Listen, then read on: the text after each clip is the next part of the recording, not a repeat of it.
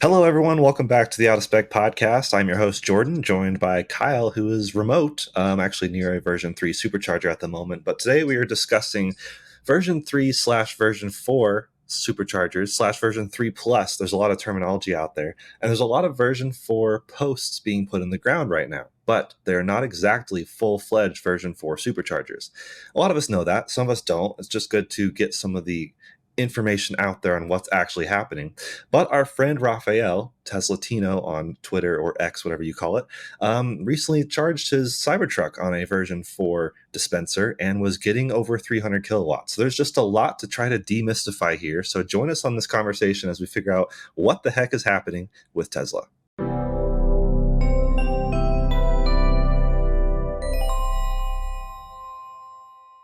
This episode is made possible by the support we get from Fort Collins Kia. If you are in the market for any electric Kia, not only do they never add market adjustments, they will deliver your car to you anywhere in the 48 contiguous states for out-of-spec viewers. More information in the link in the show notes. All right, Kyle. So what is happening with this tweet that kind of exploded last night? I mean, 145,000 views on this one tweet of people freaking out of like, why are you getting over 300 kilowatts, which is effectively almost 900 amps delivered through this supercharger? What is actually going on? Well, even to back up beyond that, up to this point, Jordan, we've never seen a Tesla supercharger deliver more than 250-ish kilowatts. I mean, we've seen like 265, 268, and that's when the vehicle is getting 250 kilowatts into the battery and it's using the rest for heating or extra loads. But up to this point, we've never seen something significantly higher than 250 kilowatts. And last night, Rafael posted a tweet and he was like, not bad, getting 322 kilowatts. I'm like, what do you mean not bad? That's incredible. I've never seen a supercharger output that much power. And then, we're friends with Rafael, so I FaceTimed him. I'm like, what is going on? Did you actually find the first version 4 supercharger ever installed? And we quickly ran over to the cabinets. I'm like, they don't look any different. Maybe they put them in the same box.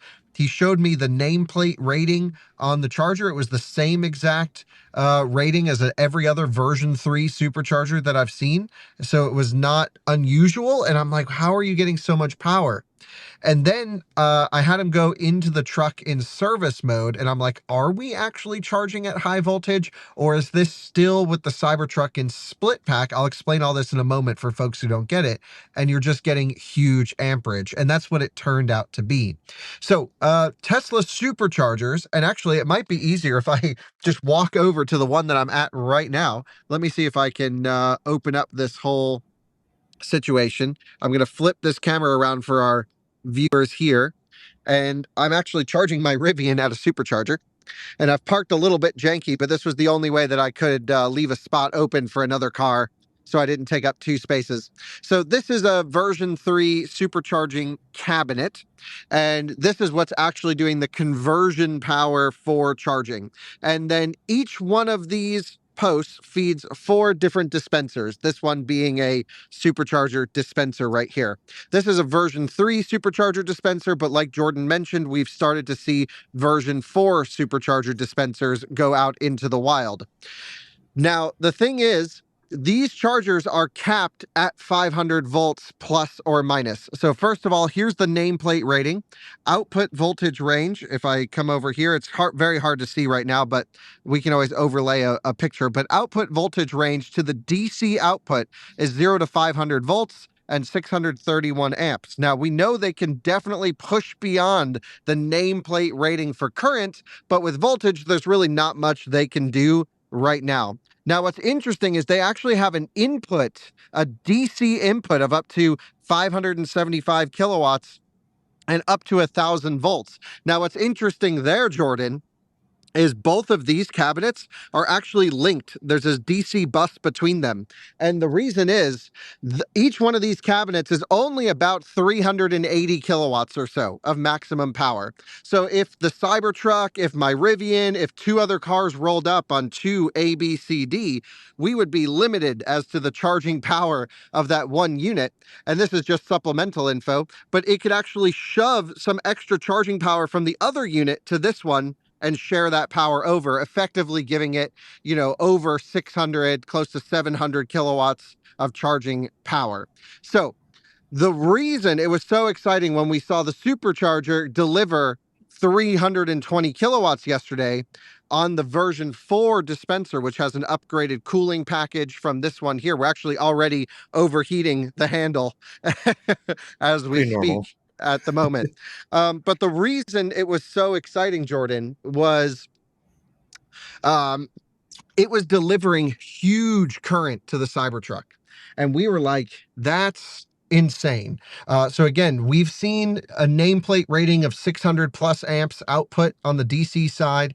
When I plug in my Cybertruck on version 3 or even version 4 dispenser locations, I get about 710, 712 amps maximum is what I've seen. Here, we're seeing almost 900 amps delivered. And the way we know that is we went into the Cybertruck service menu. We then looked at the charging voltage, and by that point, the truck had tapered down significantly, but it was still in its split pack configuration. So what the Cybertruck does to charge on superchargers is, rather than being a 800 volt, 820 volt system architecture, which it is normally while driving, it actually kind of splits the battery into two different bricks of 400 volts. I'm talking generally because it's technically, usually around 350 to 380 volts while charging. It's a little bit under 300. And then you need a bunch of current to dump in. So we thought, okay, version 4 dispenser, still with the same version 3 cabinet. Maybe it was configured improperly when installed, and it was just, there was no amperage limitation, and it was just given an amperage runaway. Something crazy was happening. We don't know. But we thought, okay, that's a ton of current. Really impressive that the charger could do that. First of all, it's not a great way to get high power charging because there's a lot of losses when you really ramp up the current. It can overheat the connection on the pins. It has, basically I squared R. With the increase of current exponentially, you will have heat loss, getting bigger and bigger and bigger on a logarithmic scale. And we tweeted about it. We figured all these things out, and we said, basically, here's what we know so far. We know that version 3 chargers are still in the ground. Technically, they're 3.5, but 3 to 3.5 really has no difference except for wiring on the low voltage side. So version 3 chargers feeding the new version 4 dispenser. There was nothing special about the site, Jordan. It was just normal. So we tweeted that. Everyone was like, version 4 is here. Look at Cybertruck charging in high voltage. We're like, it's not in high voltage mode. It's just dumping a ton of current. And Wes, the lead Cybertruck engineer, who is always extremely collaborative and active on Twitter, replied to my tweet. And he said that they're actually running a trial on a few different V3 Plus locations. And this is the first time anyone at Tesla has ever even mentioned the term V3 Plus, I believe. There's been no official nomenclature on what to call the V3 charger, V4 dispenser sites. A lot of people just think they're V4s all around, and they look at the nameplate rating on the dispenser at 1,000 volts and 630 or whatever amps on the dispenser, but the charger hooked up to it can't go high voltage yet. Most of the V4 dispenser sites are built to be upgraded in terms of the charging power, upgraded to handle high voltage, high current, which is great. So Wes said this is not a bug. They are running a trial on a few different V3 Plus stations that will basically uncork the amperage limitation at around 700 amps. Now, they can really probably only do this with the V4 dispenser sites, Jordan, because of that immersion cooled cable, because it cools right to the silver plated copper pins. Thermal management on that dispenser is much better.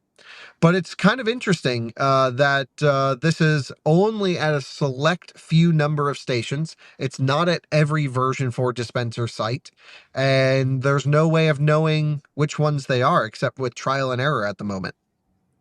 Yeah, and even if you find one that is, will it stay that way, or are they like occasionally testing some? And we know the V4 stations can get updates, and the V4 themselves. I mean, just to back up a little bit, it's like a longer cable. It's going to allow for more non-Teslas to charge a bit easier. They have a payment terminal in most, or maybe every case, which is compliant Actually, with no, NEVI. they've stopped installing payment terminals. Really? So they're no Yeah. longer like needing the NEVI funding, Or they're just only doing it at sites that are for NEVI. right? Which is interesting. So I mean, it's who knows, basically. And on one hand, it's great that Wes did reply, but we still have a lot of unanswered questions. And it is funny, he mentioned like, okay, since TesLatino's visited 97% of North American superchargers, of course he found one. So it's like, okay, does that mean 3% are this, or we can try to decipher some math, but it's kind of futile. It's really No, hard to know. it's got to be less than 3%. I think it's just a handful of stations, Jordan. I mean, it could be 3% of the V4, which is like one. Yeah, sure. So, but we can't call them V4. So they're actually the couple things here that are pretty exciting. The first is we have an official terminology on the V4 dispenser locations, which is called V3 plus. So it's V3 plus V4 dispenser. That's how I view that. Yep. When will we actually see version 4 charging? What will it look like? What will the charging power be? How will the sites be laid out? Will it still be a split system that's load shared with a, central controller? Star Center is what Tesla calls it. A lot of unanswered questions about what's to come. And also a lot of unanswered questions as to how to find these V4 sites, like you correctly pointed out as well. We don't know how long this is going to stay uncorked for. Yeah. Is it Like, temporary testing? so the other question we have is it just for Cybertruck? Because there's something called charge parameter discovery. And during CPD, Cybertruck communicates. This is part of the charger and vehicle communication process. It's where the vehicle tells the charger, here's what I can do. It's basically like, this is the maximum voltage I would ever need to charge at, and the maximum current I'm going to ask from you. The Cybertruck's weird in the sense that it has two voltages, which means it has a vast wide array of how much current it can pull in. In high voltage mode, the Cybertruck will not pull much current, maybe 400, 450 amps, something like that. It's still quite a bit, but that's, we're talking 330, 340 kilowatt charging. And we've done that many times on Cybertruck on public high voltage, high power charging stations. But Right. Jordan, it also has to tell the charger, because of superchargers that can't go to high voltage, how much current it wants in low voltage in the split pack configuration, or banked charging, as some people call it. And it requests 890 amps plus or minus to the charger. And this was a lot of, actually, I think, the causes of interoperability issues when Cybertruck first launched on CCS, where it was like not working. Chargers were like, we just can't do any of that. And it's totally okay to have a vehicle that can pull more than what the charger can do. Chargers will just go to their maximum. I mean, they make 20 kilowatt DC chargers, 40 kilowatt DC chargers. That's not unusual. But it is unusual to see such a high current number and to see it actually delivered. It might be the highest amperage charging ever to happen on a public station up to this point. Yeah, almost 900. I mean, we saw like 889, which is crazy. And I guess back to the point of like We haven't seen that logged. So that 889, sorry, there's a little bit of lag, so I apologize if I was Yeah, talking over you, but that 889 is just what's communicated during charge parameter discovery. I feel like maybe TesLatino got even more. We'll really. have to bring Yeah, our Cybertruck to one and test it. yeah. But that's the challenge. Is we don't know which ones necessarily. Which on that point is like the communication from Tesla, as per usual, is kind of a mixed bag, and especially with these sites. I mean, people's question of like, okay, what is V4? The fact that people think these are full-fledged V4 because Tesla never really clarified. In other words, I mean, they have on their website some fine print here and there of like, we have some V4 dispensers and things, but people aren't looking usually in the fine print on the website. They're trying to they just see a shiny dispenser and they're like, oh, cool, that's the new version. And to their credit, I'm glad they look different, because a lot of people don't know the difference between V2 and V3, which look very similar, granted, but it is not it's not been great as far as the rollout process, and especially telling the public what the rollout process is looking like. Maybe because they don't know what it's looking like either. So, Jordan, do you think this is also this uncorking, this unlimit of amperage trial that they're doing? Is it also for other Tesla vehicles? For example, Model S was rumored and X with the big battery to be able to charge faster than 250 kilowatts, which they certainly should be able to do. What happens if you bring a Plaid there dead? Is it going to rip 300 plus kilowatts? I mean, that'd be awesome. And they've already clearly benchmark, Taycan in some ways, mostly from acceleration and stuff, but or Taycan's benchmarking them now. I don't know. Yes. I go back and forth, but that would be interesting. But then, at what point are we really seeing thermal limitations and then the longevity of those thermals? I mean, granted, it would, if it pulls over 300 kilowatts, it'd be for a very short time, I'm sure. But just what's the car, but also the station. How long will that really last if they continuously do that? Like, is uncorking going to be really hard on the hardware on either side of the communication? Well, and it's even beyond thermals. You get into starting at these power levels, worrying about lithium plating and other ill effects of high power charging on battery packs. And there's some ways around it. There's a lot of modeling that you can do to prevent it. There's even some theories that I've seen to break up lithium plating, which means you could charge it like megawatts and then shock the battery pack to break up the plating. I mean, there's just crazy ideas out there that are just unproven. And Tesla's certainly not going to go that far on a public car. But the Cybertruck, we know, can pretty regularly charge at well over 300 kilowatts. I do it on my truck all the time, no issues with it. It's designed for it. And here you're seeing Tesla showing, okay, yeah, can we do something to get high power charging? Because to me, they launched the Cybertruck well ahead of their own charging infrastructure being ready for that vehicle. And that was a real shame and a miss. And I think, Tesla charging is very limited from a thermal perspective. We're overheating handles, stuff like that. I can actually just show you right here. Oh, let me flip this camera around. I'm sitting here as I'm limited by the charging station, getting only 62 kilowatts right now because the handle has completely fried itself on charging my Rivian. So these are the issues we're dealing with. Version 4 dispenser should help quite a bit from the thermal perspective.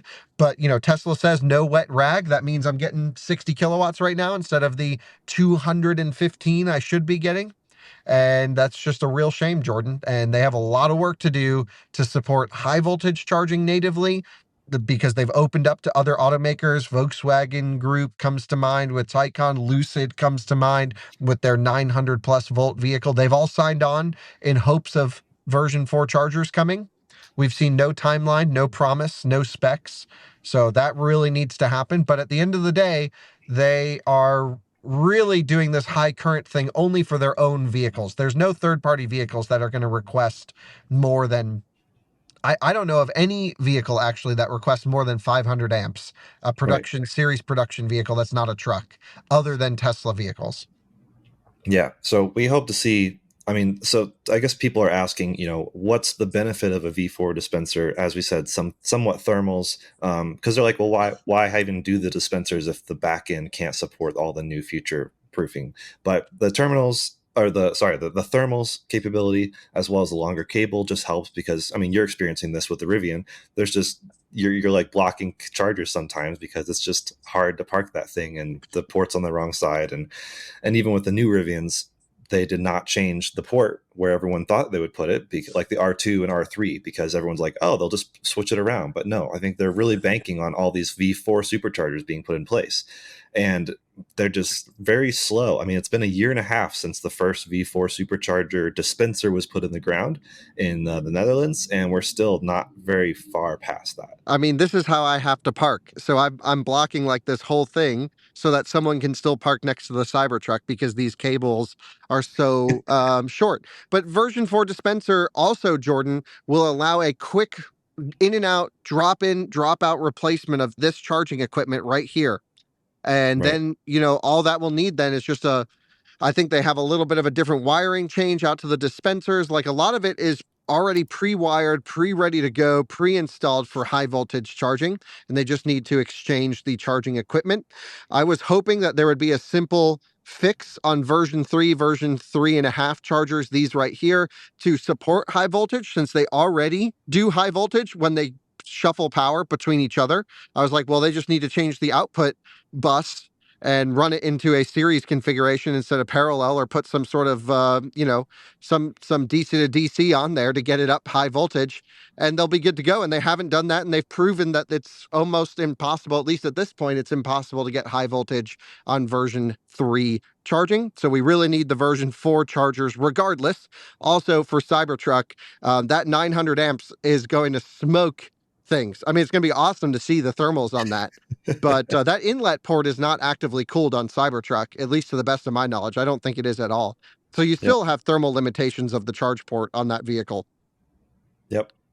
So anyway, that's exciting news. And shout out to Wes for actually responding and shedding some light. Shout out to Rafael for heading to a version 4 dispenser site and noticing the high power charging, and of course taking the time out of his day to FaceTime me to let me, walk him through the service modes and see what was going on. I really appreciated that. And any final thoughts, Jordan?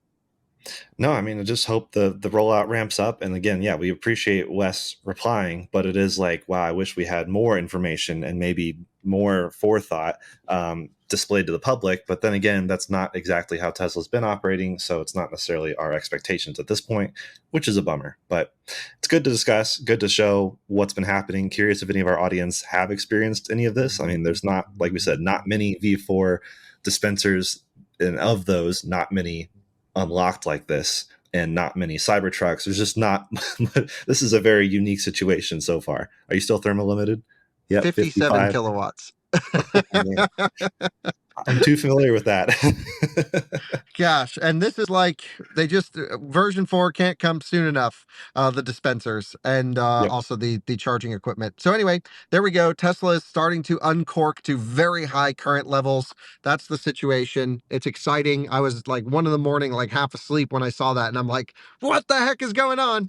So that's the full situation. A lot of people, by the way, Jordan, in the comments think they know a lot about charging, and like, a lot of people just have very weird, I'm not saying we know everything, but I'm just saying a lot of people are very sure of themselves in the wrong way when it comes to charging. And it's like, we just really need to do a deep dive out of spec reviews video one of these days and lay it all out. Yeah, there's so much to know, and we're always learning as well. And I mean, even with the public perception, even from companies. I mean, we saw with the recent podcast I did with Jose on the Rivian Large Plus pack, some misinformation being around there, even shared by Rivian employees just because of miscommunication. It's so complex.